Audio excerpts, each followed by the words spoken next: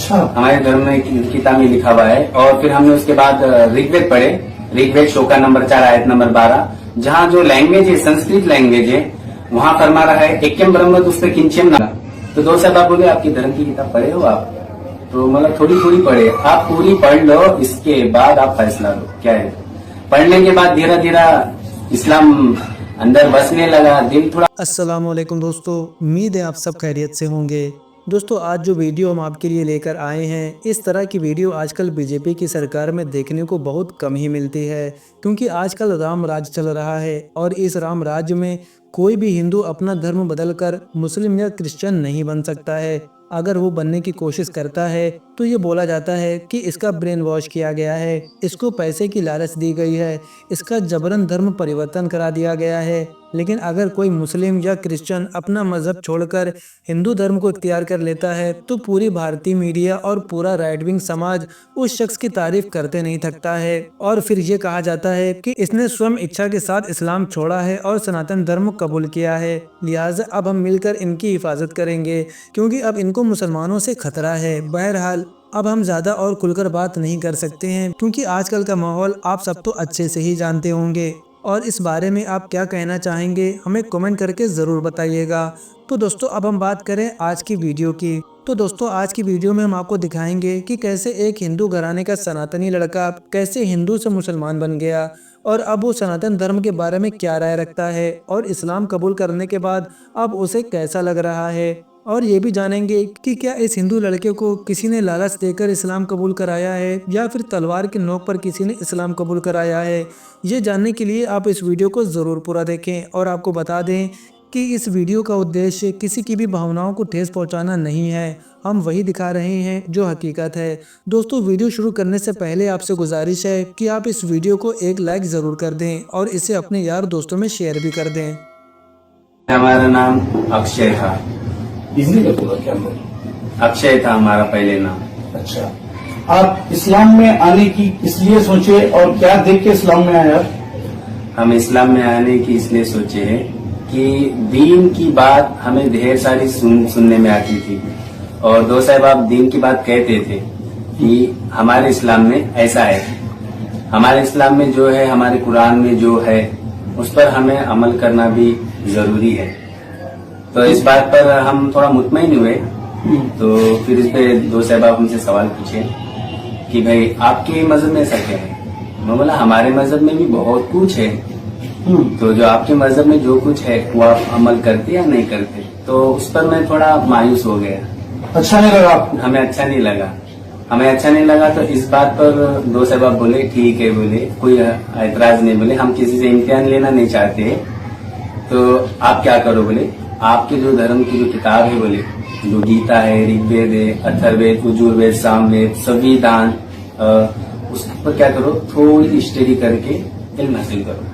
तो तब चल के हमारे दिल को ऐसी बात लग गई है, तो हम सोचे कि इस बारे में हमें हमारे धर्म की किताब पर सर्च करना, स्टडी करना भी जरूरी है। तब हम घर गए, घर जाने के बाद हमारे खुद की धर्म की किताब रिसर्च करे, खोजे, तो बड़ी मुश्किल से किताब मिली। उस पर हमने पढ़े गीता श्लोका नंबर 4 आयत नंबर 12 कि यहाँ पर मारा है कि भूत परस्ती यानी मूर्ति पूजा करना भूत परस्ती है। यहाँ जो है हम वो क्यों नहीं करते। इस पर हमने स्टडी करे। स्टडी करने के बाद धीरे धीरे हमें समझ में आया कि पास्ट टेंस यानी मूर्ति पूजा करना भूत परिस्थिति कहा गया है। तो इस बारे में स्टडी करे। स्टडी करने के बाद यही सवाल हम हमारे बिरादरान वालिदैन से पूछे कि अम्मा हमारी किताब में तो लिखा है कि यहाँ मूर्ति पूजा करना भूत परिस्थिति है। आपकी किताब में लिखा हुआ है कि बुत की पूजा नहीं करना हुई है? जी लिखा हुआ है। जी अच्छा, हमारे धर्म में किताब में लिखा हुआ है। और फिर हमने उसके बाद ऋग्वेद पढ़े, ऋग्वेद श्लोका नंबर 4 आयत नंबर 12, जहाँ जो लैंग्वेज है संस्कृत लैंग्वेज है, वहाँ फरमा रहा है एक्यम ब्रह्म दुष्ट किंचम नास्त्यम। ये संस्कृत भाषा, इसका मतलब ये एक्यम ब्रह्म दुष्ट यानी एक के अलावा दूसरा, किंचम यानी जर्रा भी, नास्त्यम यानी नहीं, यानी एक के अलावा दूसरा नहीं है, जर्रा भी नहीं है। तो इसका ट्रांसलेशन हमने फिर कुरान से लिए। तो कुरान में भी यही लिखा है 30वां पारा अम्मा, सूरह इखलास, सूरह नंबर 75, कुल हुवल्लाहु अहद अल्लाहुस समद लम यलिद वलम यूलद वलम यकुल लहू कुफुवन अहद। तो इसका तर्जुमा हमने पढ़े तो अल्लाह फरमा रहे कुल हुवल्लाहु अहद, कहो अल्लाह एक है। अल्लाहुस समद, अल्लाह बेनियाज है। लम यलिद वलम यूलद, ना उसकी कोई औलाद है ना वो किसी की औलाद है। वलम यकुल लहू कुफुवन अहद, हम अकेले हैं, तन्हा है, हमारे जैसा कोई नहीं है। तब हमें समझ में आया धीरे धीरे, तो इस बात पर हमने हमारे दोस्त अहबाब से फिर जाकर सवाल करे कि भाई आपके इस्लाम में तो ये तारुफ है बोला इस्लाम का, और हमारे गीता में भी यही है, ऋग्वेद में भी यही है, तो मामला क्या है बोला। तो दोस्त अहबाब बोले आपकी धर्म की किताब पढ़े हो आप? तो मतलब थोड़ी थोड़ी पढ़े, आप पूरी पढ़ लो, इसके बाद आप फैसला लो क्या है। पढ़ने के बाद धीरे धीरे इस्लाम अंदर बसने लगा, दिल थोड़ा मुतमईन होने लगा हमारा कि भाई ऐसा क्या है, क्या हाल है। थोड़ा मायूस होने लगा, तो उसके बाद लोगों को मैं समझाने लगा हूँ कि जैसे कि एक मूर्तिकार मूर्तियों को बनाता है, उसमें मिसाल आती है कि हमारे वालिदैन के एक एक हिस्से को देखना हराम है। तो उसमें मिसाल ये है कि जब मूर्तिकार मूर्ति बनाता है तो वो हर एक हिस्से को बनाता है।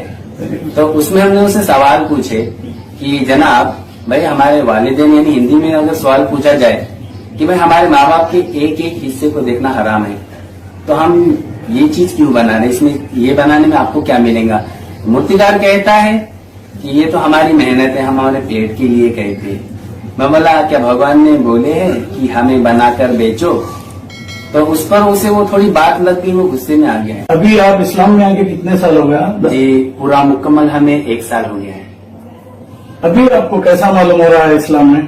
जी अभी तो ऐसा मालूम हो रहा है कि पिछली जिंदगी में हमने थोड़ा रिसर्च किए, यानी सोच बूझ करे कि पहले की जिंदगी कैसी, अभी तो अल्हम्दुलिल्लाह सुकून की जिंदगी है। तो दोस्तों आपने इस वीडियो को देखा, और इस वीडियो को देखने के बाद आपकी क्या राय है हमें कमेंट करके ज़रूर बताइएगा। अगर आपने अभी तक हमारे चैनल को सब्सक्राइब नहीं किया है तो इसे सब्सक्राइब कर लीजिए और वीडियो को एक लाइक भी कर दीजिए। शादीशुदा जिंदगी खराब ना होने दें, अपनाइए अफ्रीका की जड़ी बूटियों से बनी ये बहुत ही कामयाब आयुर्वेदिक दवा। क्योंकि पुरुषों में मर्दाना कमजोरी कभी भी आ सकती है और हमारी हंसी खुशी जिंदगी भी गमों में तब्दील हो जाती है, और अक्सर यही वजह दूरियों का बाइस बनती है। तो दोस्तों अगर आप भी इस तरह की परेशानियों से जूझ रहे हैं तो हमसे व्हाट्सएप पर राब्ता करें। सिर्फ 1 ही महीना इस दवा को खानी होती है, इसके बाद बीमारी जड़ से खत्म हो जाती है।